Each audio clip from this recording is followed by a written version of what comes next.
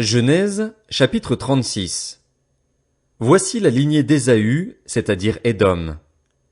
Ésaü avait épousé des femmes cananéennes, Ada, fille d'Élon le Hittite, et Oholibama, fille d'Ana et petite-fille de Tsibéon le Hévien, ainsi que Basmath, fille d'Ismaël et sœur de Nébajot. Ada donna à Ésaü Éliphaz et Basmath Réuel. Quant à Oholibama, elle donna naissance à Jéhush, Jaélam et Coré. Voilà quels sont les fils d'Ésaü, ceux qu'il eut dans le pays de Canaan.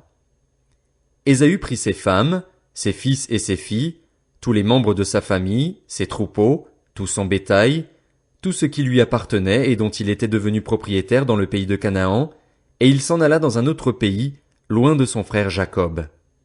En effet, leurs biens étaient trop nombreux pour qu'ils habitent ensemble, et la région où ils séjournaient ne suffisait plus pour eux à cause de leurs troupeaux. Ésaü s'installa dans la région montagneuse de Séhir. Ésaü, c'est Édom. Voici la lignée d'Ésaü, l'ancêtre des Édomites, dans la région montagneuse de Séhir. Voici les noms des fils d'Ésaü: Éliphaz, fils d'Ada, la femme d'Ésaü; Réuel, fils de Basmath, la femme d'Ésaü. Les fils d'Éliphaz furent Théman, Omar, Tsépho, Gaétam et Kénaz. Timna était la concubine d'Éliphaz, le fils d'Ésaü. Elle donna à Éliphaz Amalek. Voilà quels sont les descendants d'Ada, la femme d'Ésaü. Voici les fils de Réuel: Nahat, Zérar, Shama et Mitza. Voilà quels sont les descendants de Basmath, la femme d'Ésaü. Voici les fils d'Oholibama, fille d'Ana et petite-fille de Tsibéon, femme d'Ésaü. Elle donna à Ésaü Jéhush, Jaélam et Coré. Voici les chefs des descendants d'Ésaü. Voici les fils d'Éliphaz, le fils aîné d'Ésaü. Les chefs Théman, Omar, Tsépho, Kénaz, Coré, Gaétam et Amalek. Voilà quels sont les chefs issus d'Éliphaz dans le pays d'Édom. Ce sont les descendants d'Ada. Voici les fils de Réuel, le fils d'Ésaü. Les chefs Nahat, Zérar, Shama et Mitza. Voilà quels sont les chefs issus de Réuel dans le pays d'Édom. Voilà quels sont les descendants de Basmath, la femme d'Ésaü. Voici les fils d'Oholibama, la femme d'Ésaü. Les chefs Jéhush, Jaélam et Coré. Voilà quels sont les chefs issus d'Oholibama, fille d'Ana et femme d'Ésaü. Voilà quels sont les descendants d'Ésaü et voilà quels sont leurs chefs. Voilà pour Édom. Voici les fils de Séhir le Horien qui étaient les premiers habitants du pays: Lotan, Shobal, Tsibéon, Ana, Dishon, Etzer et Dishan. Voilà quels sont les chefs des Horiens et les fils de Séhir dans le pays d'Édom. Les fils de Lotan furent Hori et Émam. La sœur de Lotan fut Timna. Voici les fils de Shobal: Alvan, Manahath, Ébal, Shépho et Onam. Voici les fils de Tsibéon: Aja et Ana. C'est cette Ana-là qui découvrit les sources d'eau chaude dans le désert alors qu'il prenait soin des ânes de son père Tsibéon. Voici les enfants d'Ana: Dishon et sa fille Oholibama. Voici les fils de Dishon: Emdan, Eshban, Jitran et Kéran. Voici les fils d'Etzer: Bilan, Zaavan et Akan. Voici les fils de Dishan: Utz et Aran. Voici les chefs des Horiens: Lotan, Shobal, Tsibéon, Ana, Dishon, Etzer et Dishan. Voilà quels sont les chefs des Horiens, les chefs qu'ils eurent dans le pays de Séhir. Voici les rois qui ont régné sur le pays d'Édom avant que les Israélites n'aient un roi. Béla, fils de Béor, régna sur Édom. Le nom de sa ville était Din-Haba. Béla mourut et Jobab, fils de Zérar, de Botsra, devint roi à sa place. Jobab mourut et Husham, du pays des Thémanites, devint roi à sa place. Husham mourut et Hadad, fils de Bédad, devint roi à sa place. C'est lui qui bâtit les Madianites dans la campagne de Moab. Le nom de sa ville était Avith. Hadad mourut et Samla, de Masréka, devint roi à sa place. Samla mourut et Saül, de Rehoboth-Nahar, devint roi à sa place. Saül mourut et Baal-Hanan, fils d'Akbor, devint roi à sa place. Baal-Hanan, fils d'Akbor, mourut et Hadad devint roi à sa place. Le nom de sa ville était Po, et celui de sa femme Méhétabile. Elle était la fille de Matred et la petite-fille de Mézahab. Voici les noms des chefs issus d'Ésaü, d'après leurs clans, leur territoire et leurs noms: Timna, Alva, Jéthet, Oholibama, Éla, Pinon, Kénaz, Théman, Mibtsar, Magdiel et Hiram. Voilà quels sont les chefs d'Édom d'après leur lieu d'habitation dans le pays qu'ils possédaient. Voilà pour Ésaü, l'ancêtre des Édomites. Genèse, chapitre 37. Quant à Jacob, il s'installa dans le pays de Canaan, là où son père avait séjourné. Voici la lignée de Jacob. À l'âge de 17 ans, Joseph prenait soin du troupeau avec ses frères. Le garçon était en compagnie des fils de Bila et de Zilpa, les femmes de son père, et ils rapportaient leurs mauvais propos à leur père. Israël aimait Joseph plus que tous ses autres fils parce qu'il l'avait eu dans sa vieillesse, et il lui fit un habit de plusieurs couleurs. Ses frères remarquèrent que leur père l'aimait plus que tous et se mirent à le détester. Ils étaient incapables de lui parler sans agressivité. Joseph fit un rêve, et il le raconta à ses frères qui le détestèrent encore plus. Il leur dit: « Écoutez donc le rêve que j'ai fait. Nous étions en train d'attacher des gerbes au milieu des champs, et voici que ma gerbe s'est dressée et est même restée debout.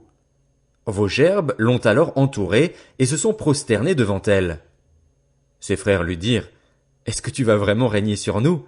Est-ce que tu vas nous gouverner? » Ils le détestèrent encore plus à cause de ses rêves et de ses paroles. Joseph fit encore un autre rêve et il le raconta à ses frères. Il dit: « J'ai fait encore un rêve. Le soleil, la lune et 11 étoiles se prosternaient devant moi. » Il le raconta à son père et à ses frères. Son père lui fit des reproches et lui dit: « Que signifie le rêve que tu as fait? Faut-il que nous venions, moi, ta mère et tes frères, nous prosterner jusqu'à terre devant toi? » Ses frères se montrèrent jaloux de lui, mais son père garda le souvenir de cela. Les frères de Joseph étaient allés s'occuper du troupeau de leur père à Sichem. Israël dit à Joseph: « Tes frères ne s'occupent-ils pas du troupeau à Sichem? Vas-y, je veux t'envoyer vers eux. » Il lui répondit: « Me voici. » Israël lui dit: « Va donc voir si tes frères sont en bonne santé et si le troupeau est en bon état, tu m'en rapporteras des nouvelles. » Il le fit ainsi partir de la vallée d'Hébron. Joseph se rendit à Sichem. Un homme le rencontra alors qu'il errait dans la campagne et lui demanda: « Que cherches-tu? » Joseph répondit: « Ce sont mes frères que je cherche. Dis-moi donc où ils gardent le troupeau. » L'homme dit: « Ils sont partis d'ici. En effet, je les ai entendus dire: Allons à Dothan. » Joseph partit sur les traces de ses frères, et il les trouva à Dothan. Ils le virent de loin, et, avant qu'il ne soit près d'eux, ils complotèrent de le faire mourir. Ils se dirent l'un à l'autre: « Voici le rêveur qui arrive. Allons-y maintenant, tuons-le et jetons-le dans une des citernes. Nous dirons qu'une bête féroce l'a dévoré, et nous verrons ce que deviendront ses rêves. » Ruben entendit cela, et il le délivra de leurs mains. Il dit: « N'attendons pas sa vie. » Il leur dit encore: « Ne versez pas de sang. Jetez-le dans cette citerne qui est dans le désert, et ne portez pas la main contre lui. » Il avait l'intention de le délivrer de leurs mains pour le faire retourner vers son père. Lorsque Joseph fut arrivé vers ses frères, ils le dépouillèrent de son habit, de l'habit de plusieurs couleurs qu'il portait. Ils s'emparèrent de lui et le jetèrent dans la citerne. Celle-ci était vide. Il n'y avait pas d'eau. Ils s'assirent ensuite pour manger. Levant les yeux, ils virent une caravane d'Ismaélites qui venait de Galaad. Leurs chameaux étaient chargés d'aromates, de baume et de myrrhe qu'ils transportaient en Égypte. Juda dit alors à ses frères: « Que gagnerons-nous à tuer notre frère et à cacher son sang? Venez, vendons-le aux Ismaélites et ne portons pas la main sur lui, car il est notre frère, il est notre chair. » Ses frères l'écoutèrent. Au passage des marchands madianites, Ils tirèrent et firent remonter Joseph de la citerne, et ils le vendirent pour 20 pièces d'argent aux Ismaélites qui l'emmenèrent en Égypte. Lorsque Ruben revint à la citerne, il constata que Joseph n'y était plus. Il déchira ses vêtements, retourna vers ses frères et dit, « Il n'est plus là, et moi, où puis-je aller ?» Ils prirent alors l'habit de Joseph, tuèrent un bouc et plongèrent l'habit dans le sang. Ils envoyèrent l'habit de plusieurs couleurs à leur père avec ce message, « Voici ce que nous avons trouvé, reconnais donc si c'est l'habit de ton fils ou non. » Jacob le reconnut et dit, « C'est l'habit de mon fils! Une bête féroce l'a dévoré! Joseph a été mis en pièces! » Jacob déchira ses vêtements, il mit un sac sur sa taille, et il mena longtemps le deuil sur son fils. Tous ses fils et toutes ses filles vinrent pour le consoler, mais il refusait d'être consolé. Il disait, « C'est dans le deuil que je descendrai vers mon fils au séjour des morts. » Et il pleurait son fils. Quant aux Madianites, ils vendirent Joseph en Égypte à Potiphar, un officier du Pharaon qui était chef des gardes. Genèse, chapitre 38. À cette époque-là, Juda s'éloigna de ses frères et se retira chez un homme d'Adulam appelé Hira. Là, il vit la fille d'un Cananéen du nom de Shua. Il la prit pour femme et eut des relations avec elle. Elle tomba enceinte et mit au monde un fils qu'elle appela Er. Elle tomba enceinte et donna naissance à un fils qu'elle appela Onan. Elle mit de nouveau au monde un fils qu'elle appela Shéla. Juda était à Ksib quand elle lui donna naissance. Juda prit pour Er, son fils aîné, une femme du nom de Tamar. Er, le fils aîné de Juda, était méchant aux yeux de l'Éternel et celui-ci le fit mourir. Alors Juda dit à Onan, « Unis-toi à la femme de ton frère, remplis tes devoirs de beau-frère envers elle et donne une descendance à ton frère. » Sachant que cette descendance ne serait pas pour lui, Onan perdait sa semence par terre lorsqu'il devait avoir des relations avec sa belle-sœur, afin de ne pas donner de descendance à son frère. Ce qu'il faisait déplut à l'Éternel, qui le fit aussi mourir. Alors Juda dit à sa belle-fille Tamar, « Reste veuve chez ton père jusqu'à ce que mon fils Shéla soit grand. » Il disait cela parce qu'il avait peur que Shéla ne meure comme ses frères. Tamar s'en alla donc habiter chez son père. Bien des jours passèrent, et la fille de Shua, qui était la femme de Juda, mourut. Une fois consolé, Juda monta à Timna vers ceux qui tondaient ses brebis. Il y monta avec son ami Hira l'Adulamite. On annonça à Tamar, « Ton beau-père monte à Timna pour tondre ses brebis. » Alors elle retira ses habits de veuve, se couvrit d'un voile dont elle s'enveloppa, et elle s'assit à l'entrée d'Énaïm, sur le chemin de Timna. Elle voyait bien, en effet, que Shéla était devenu grand et qu'elle ne lui était pas donnée en mariage. Juda la vit et la prit pour une prostituée, parce qu'elle avait couvert son visage. Il l'aborda sur le chemin et dit, « Laisse-moi avoir des relations avec toi. » Il ignorait en effet que c'était sa belle-fille. Elle dit, « Que me donneras-tu pour cela ?» Il répondit, « Je t'enverrai un chevreau de mon troupeau. » Elle dit, « Donne-moi un gage jusqu'à ce que tu l'envoies. » Il répondit, « Quel gage te donnerai-je » Elle dit, « Ton seau, ton cordon et le bâton que tu tiens. » Il les lui donna. Puis il s'unit à elle,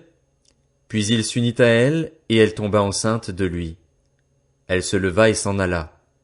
Elle retira son voile et remit ses habits de veuve. Juda envoya le chevreau par l'intermédiaire de son ami l'Adulamite pour reprendre le gage à la femme, mais celui-ci ne la trouva pas. Il interrogea les habitants de l'endroit en disant, « Où est la prostituée qui se tenait à Énaïm sur le chemin ?» Ils répondirent, « Il n'y a jamais eu ici de prostituée sacrée. » Il retourna vers Juda et dit, « Je ne l'ai pas trouvée, et même les habitants de l'endroit ont dit, il n'y a jamais eu ici de prostituée sacrée. » Juda dit, « Qu'elle garde ce qu'elle a, sinon nous nous exposerions au mépris. J'ai envoyé ce chevreau et tu ne l'as pas trouvé. » Environ 3 mois plus tard, on vint annoncer à Juda, « Ta belle-fille Tamar s'est prostituée et la voilà même enceinte à la suite de sa prostitution. » Juda dit, « Faites-la sortir et qu'elle soit brûlée. » Comme on l'amenait dehors, elle fit dire à son beau-père, « C'est de l'homme à qui ces objets appartiennent que je suis enceinte. » Elle ajouta, « Reconnais donc à qui appartiennent ce seau, ce cordon et ce bâton. » Juda les reconnut et dit, Elle est moins coupable que moi, puisque je ne l'ai pas donnée à mon fils Shéla. Cependant, il n'eut plus de relations sexuelles avec elle. Quand ce fut pour elle le moment d'accoucher, voici qu'il y avait des jumeaux dans son ventre. Pendant l'accouchement, il y en eut un qui présenta la main. La sage-femme la prit et y attacha un fil cramoisi en disant « Celui-ci sort le premier ». Cependant, il retira la main et c'est son frère qui sortit. Alors la sage-femme dit « Quelle brèche tu t'es ouverte ?» Et on l'appela Péretz. Ensuite sortit son frère, celui qui avait à la main le fil cramoisi, et on l'appela Zérar.